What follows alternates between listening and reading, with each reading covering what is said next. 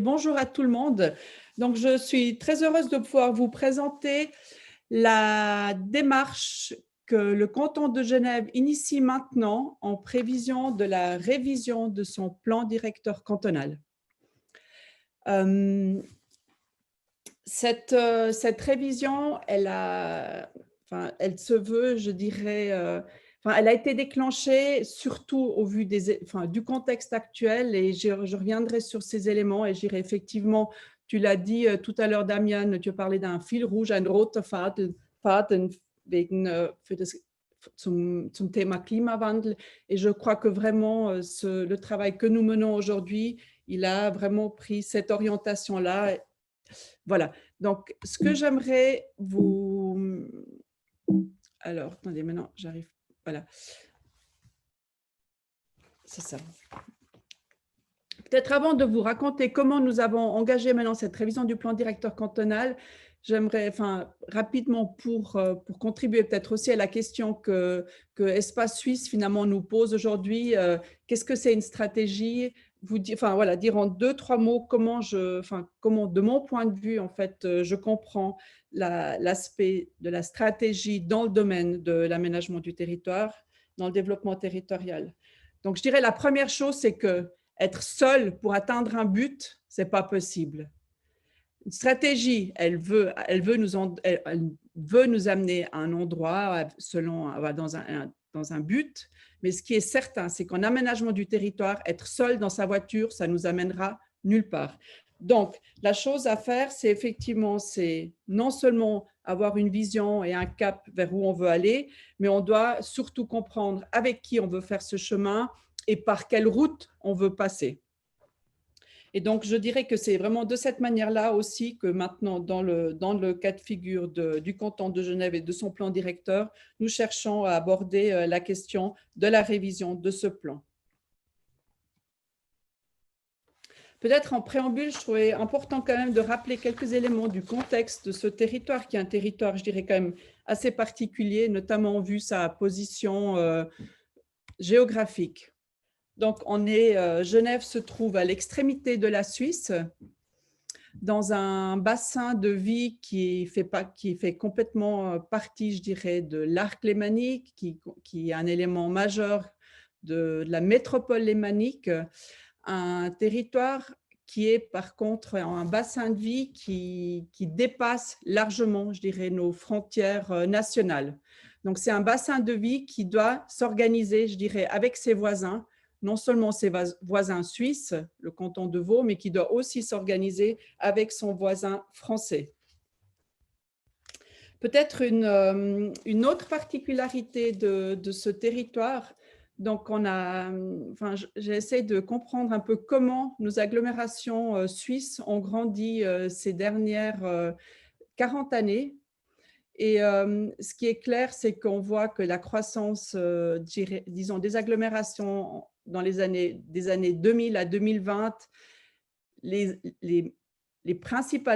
régions qui ont le plus grandi, c'est évidemment, je dirais, la région zurichoise avec peut-être Bâle aussi, il faut le dire, mais certainement l'arc lémanique avec des taux de croissance très importants, aussi importants que le zurichois, pour la région, pour l'agglomération Lausanne-Morges, mais aussi pour l'agglomération genevoise. Et ce qui est particulier, c'est qu'en fait, dans les 20 années qui avaient précédé en fait, cette période, donc avant l'avènement des projets d'agglomération, si j'ose dire, Genève avait déjà connu une très, très forte croissance. Donc, quelque part, je dirais, cette croissance démographique aujourd'hui, elle teinte clairement le contexte, je dirais, dans lequel le développement se fait, et se reflète notamment, et peut-être encore plus qu'ailleurs, dans des craintes et insécurités de la population.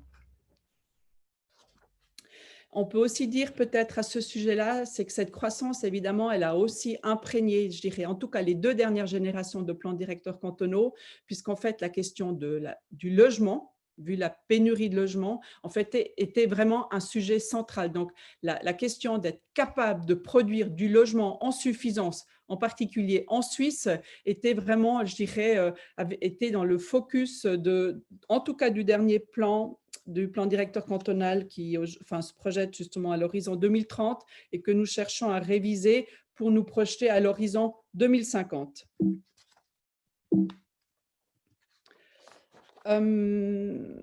Voilà, pardon. Peut-être ce que j'aimerais dire aussi, et ça, je crois que ça explique aussi la manière dont nous procédons. Le territoire genevois, il a une situation géopolitique, je dirais, particulière. Il a aussi, je pense, une autre particularité, c'est la beauté finalement de la campagne qui a été préservée dans cette région. Et avec, en plus, je dirais, cette situation géographique avec le Jura d'un côté et les Alpes de l'autre côté, ces montagnes-là, elles sont des deux côtés, en fait, en France. Donc, quand on est à Genève, le bassin, le paysage qu'on voit dans lequel on vit, c'est un paysage qui est un paysage franco-suisse. Et cette référence-là, je crois, quand on planifie, on ne peut jamais, jamais l'oublier. L'autre élément que j'aimerais souligner, c'est que ce qui m'a frappé en arrivant, donc tu l'as dit, Damien, il n'y a pas très longtemps que je suis à Genève, il y a une richesse et une densité de planification et de réflexion et de travaux, je dirais, sur le développement territorial et urbain de Genève qui est, je trouve vraiment impressionnant. C'est un territoire qui, pour moi, est pensé et conceptualisé comme aucun autre territoire que je ne connais. Donc, il y a des littératures entières, des atlas de plans historiques qui montrent en fait les réflexions superposées et planifiées dans le temps qui sont extrêmement riches et qui font qu'aucun endroit à Genève n'est innocent. Il a été pensé. Et l'autre élément, je crois qu'il faut souligner pour comprendre comment on doit ou on peut travailler à Genève, c'est la question des inégalités et des déséquilibres socio-économiques, je dirais. Donc, des très riches, quand même, une classe moyenne, effectivement, mais qui a peut-être aussi tendance à s'appauvrir, et effectivement une partie de la population qui a besoin de subventions. Et par-dessus ça, un autre déséquilibre qui est aussi très marquant cette fois, au niveau territorial, c'est qu'une des deux rives de Genève, la rive gauche, est quasiment exempte d'infrastructures lourdes. La rive droite, par contre, elle cumule toutes les infrastructures, l'aéroport, l'arrivée de l'autoroute, etc. Les grandes zones industrielles. Donc, je dirais, cette question des déséquilibres, c'est vraiment un élément structurant pour le territoire genevois. Et ensuite, ça, on le connaît dans toutes les agglomérations en Suisse, c'est le poids des infrastructures, leur effet de fragmentation et de coupure qu'ils provoquent dans le territoire. Et donc, là aussi, je dirais, si on réfléchit à un projet de territoire, la question des coupures et de la fragmentation du territoire, c'est évidemment un élément qu'on doit pouvoir prendre en compte. Ensuite, je le disais, donc, un territoire qui s'étend, qui finalement est un territoire franco-suisse et vaudois dans son fonctionnement. Donc, le projet d'agglomération a pris en charge cette dimension, je dirais. Donc, ce qui signifie qu'on a de nouveau un millefeuille de structures de gouvernance à l'échelle suisse, pour Genève, pour le canton de Vaud, après à l'échelle du Grand Genève, on a des départements, on a une région qui est concernée, 200 communes et 1 million d'habitants. Donc aujourd'hui, si Genève, le canton de Genève compte à peu près un demi-million d'habitants, enfin même plus, selon les chiffres que je vous ai montrés tout à l'heure, c'est effectivement avec le bassin franco-genevois, on arrive et vaudois, on arrive à 1 million d'habitants pour un demi-million d'emplois. Donc là, de nouveau, travailler sur le territoire signifie de comprendre comment on peut collaborer avec les gens. Et puis après, il y a un autre point, et qui m'intéresse en particulier, sur ce schéma que vous n'arriverez peut-être pas à lire complètement. Ce qu'on voit ici, c'est le rythme des projets d'agglomération qu'on voit. Je sais pas, vous voyez mon curseur, c'est ça? On a les projets d'agglomération, première génération, deuxième génération, troisième génération, quatrième génération. On a ici une courbe qui nous montre comment on a passé par une phase de concept, donc où on s'est doté d'une vision, comment on a passé d'une phase de conceptualisation finalement à une phase où le concept étant posé, on pouvait monter en opérationnalité, donc on pouvait commencer à mettre en œuvre les mesures de première génération, horizon A, horizon B, etc. Et aujourd'hui, nous pensons qu'effectivement, et peut-être c'est le même appel que Damian, tu fais par rapport au Raum Concept Schweiz, aujourd'hui, nous pensons que dans le canton de Genève et avec le projet d'agglomération ensemble, nous avons besoin de repartir dans une nouvelle phase de conceptualisation et de renouvellement de la vision, qui ensuite, elle, à nouveau, pourra laisser la place à une nouvelle génération de mesures. Voilà, maintenant, en quelques mots, je dirais les principaux enjeux auxquels nous cherchons à répondre. Donc, tu l'as déjà abordé aussi, Damian. Il y a d'un côté, effectivement, pour nous, la question des grandes tendances d'évolution, des mégatrends. Comment prendre la mesure de leur impact? Comment saisir les opportunités de ces mégatrends dans le développement territorial? L'autre enjeu, c'est le Klimawandel, c'est la transition écologique ou environnementale, c'est quelque part être capable, comment est-ce que nous allons être capables de réduire par 10 notre consommation de CO2 par personne? Comment descendre ce chemin très raide qui devrait nous amener à cet objectif que nous souhaitons atteindre à 2050? Et le troisième enjeu que j'aimerais… non, pardon. Tac. Le troisième enjeu que j'aimerais mentionner, c'est vraiment celui lié à la gouvernance et à l'imbrication de toutes les planifications qui gouvernent ce grand territoire, que ce soit les plans directeurs cantonaux genevois ou vaudois, que ce soit les SCOT français, que ce soit le projet d'agglomération. Voilà. Et donc aujourd'hui, ce que nous pensons, c'est que la première chose à faire, c'est d'une part de prendre connaissance de toutes les, je dirais, les études méta, les mégatrends, les études sur les plans climat, etc. Comment en tenir compte dans une sorte de pacte qui serait comme un projet politique, donc porté par le politique, qui confirme la vision, qui confirme aussi le virage que nous voulons prendre ensemble, et comment à partir de là, retravailler un projet de territoire, une vision territoriale, pour ensuite la décliner dans les différents outils de planification. Voilà, je dirais ces trois principaux enjeux, je crois, qui nous habitent aujourd'hui pour la révision de notre plan directeur cantonal. Maintenant, j'aimerais indiquer quelques stratégies sectorielles, je pense, qui sont probablement les plus importantes, mais ce n'est certainement pas exhaustif. Donc, d'abord, dans notre manière d'aborder, je dirais, ce chemin pour atteindre le but qui est le nôtre, la première chose que nous avons faite, donc aujourd'hui, nous sommes dans une phase préliminaire. La révision proprement dite, elle démarrera l'année prochaine. Donc aujourd'hui, on est en train de faire un bilan avec l'ensemble, comprendre avec quels acteurs nous devons travailler, comment les différents acteurs se positionnent par rapport au bilan dans lequel nous sommes. Et durant cette année dans laquelle nous sommes maintenant, dans ces différentes étapes, dans ce chemin que nous avons tracé, nous voulons faire émerger un renouvellement, une nouvelle compréhension des enjeux, renouveler les enjeux, reformuler les enjeux, parce que probablement que les enjeux qui ont été formulés en 2010 ne se formuleront plus de la même manière aujourd'hui en 2020. Et à partir de là, c'est de venir avec une réorientation, une reformulation de l'ambition. Et ça, ce sera notre socle pour démarrer dès l'année prochaine, je dirais, les travaux proprement dits. Et ces travaux consisteront, je dirais, dans les éléments suivants. D'abord, je crois aussi qu'il y a une obligation de revenir au projet de territoire, ou bien Raum Concept, comme tu l'as expliqué tout à l'heure, Damian, de revenir sur ce projet de territoire, d'aller le revoir de plus près. Je pense qu'on devra changer aussi d'échelle. On doit les grands, je dirais, ces 4 premières générations de projets d'agglomération, en tout cas pour ceux que je connais bien, dans l'arc lémanique, c'était des projets où on a cherché à résoudre la question de la croissance démographique par la mise sur pied de on a donc par des mesures d'urbanisation de grande ampleur qui travaillaient principalement sur des friches. Ce temps-là, en tout cas pour Genève, on peut dire qu'il est passé.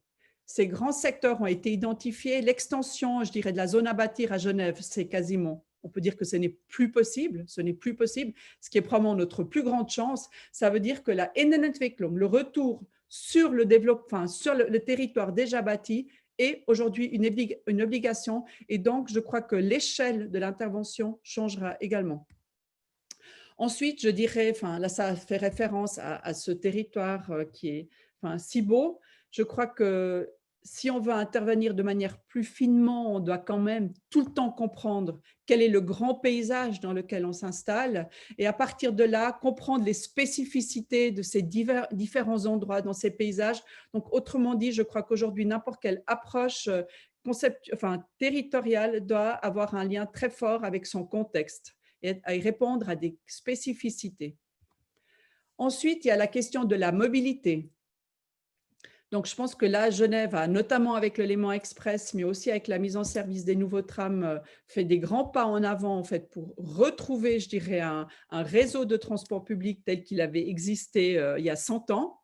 Le Léman Express, effectivement, c'est le plus bel exemple, mais il y a clairement aujourd'hui, si on se projette à l'horizon 2050, d'autres travaux à ouvrir, d'autres chantiers à ouvrir pour, à partir de… Aujourd'hui, le réseau RER Genevois, c'est une ligne. Je pense que le réseau RER Genevois devra devenir aussi une étoile. Ensuite, là, c'est ce que je disais tout à l'heure, les grandes mesures d'urbanisation du dernier plan directeur cantonal en lien avec le projet d'agglomération, c'était ce type d'intervention. Là, on est à Tenay, sur les communaux d'Ambilly. Donc, c'est des très grands secteurs de développement, c'est des morceaux de ville qui viennent densifier certaines portions du territoire. Mais je pense que, donc là, les chantiers sont ou terminés ou en cours, il y en a d'autres encore à lancer. Mais je dirais, si on se place dans une perspective plus lointaine, ce ne sera plus à cette échelle-là que la densification se fera. Ce ne sera plus à cette échelle-là, on sera dans une échelle beaucoup plus fine, on sera dans une logique beaucoup plus fine d'intervention, de réparation, de requalification.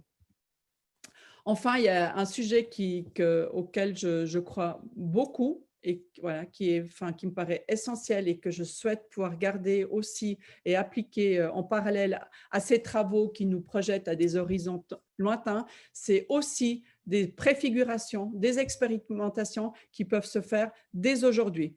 Ici, on voit un travail qui a été fait par le laboratoire Alice à l'EPFL, où on se pose la question des liaisons piétonnes fines, c'est des interventions très fines. Comment, dès maintenant, désenclaver les territoires, créer des liens pour éviter qu'on reporte toujours les déplacements sur la voiture même ou sur les transports publics. Donc, ce fil dans le Rhône que vous voyez, ce câble, il rappelle une barge qui a existé à cet endroit, qui était là pour les Genevois qui faisaient des sorties du dimanche dans les années, c'était au milieu du 19e siècle. Les Genevois pouvaient en fait embarquer ici et puis être transportés en barge, comme à Bâle, d'un côté du Rhône à l'autre. Voilà, donc est-ce qu'on va réussir à faire recirculer une barge à un endroit où dans le projet d'agglomération, il est prévu de faire une passerelle? Je ne sais pas, mais enfin, c'est ce genre de choses, je pense qu'il faut qu'on réussisse à faire des toutes petites interventions qui répondent à des besoins d'aujourd'hui et qui nous font envie du demain.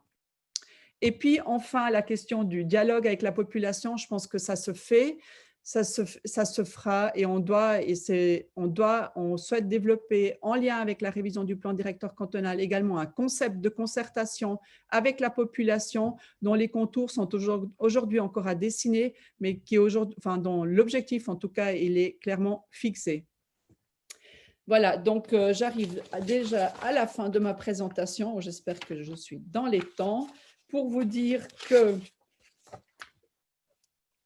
la vision d'abord, effectivement, je pense que la première chose qu'on doit se poser si on veut travailler sur un territoire et si on veut déployer une stratégie pour atteindre des objectifs, c'est que quelque part, on doit se fixer une vision et je crois que cette vision, effectivement, comme je le disais, on doit être nombreux à la partager, sinon on ne sera pas en mesure de l'atteindre. En même temps, on doit garder une certaine souplesse dans le chemin qu'on va prendre.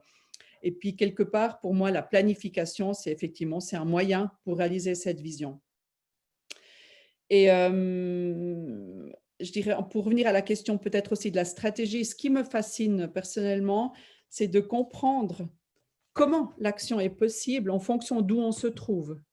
Parce que la stratégie, on peut la déployer à toutes sortes de niveaux. Et je crois que l'enjeu, c'est vraiment de comprendre où on est et qu'est-ce que cette situation-là, ce contexte particulier, nécessite comme action ou comme stratégie, justement. Et puis peut-être encore ce que j'aimerais dire, enfin ça vient, c'est peut-être, enfin une évidence, mais c'est vrai que in fine, ce qui nous intéresse, je crois, c'est le cadre de vie des gens, c'est d'accompagner cette mutation de la Suisse, de nos différents territoires pour être capable de maintenir une haute qualité de vie dans ce territoire. Et peut-être aussi toujours cette responsabilité que nous avons de savoir que le territoire est fini en fait. Voilà, il sera jamais extensible et que cela doit nous pousser à travailler avec le plus grand des soins possibles. Voilà ce que j'avais envie de partager avec vous aujourd'hui.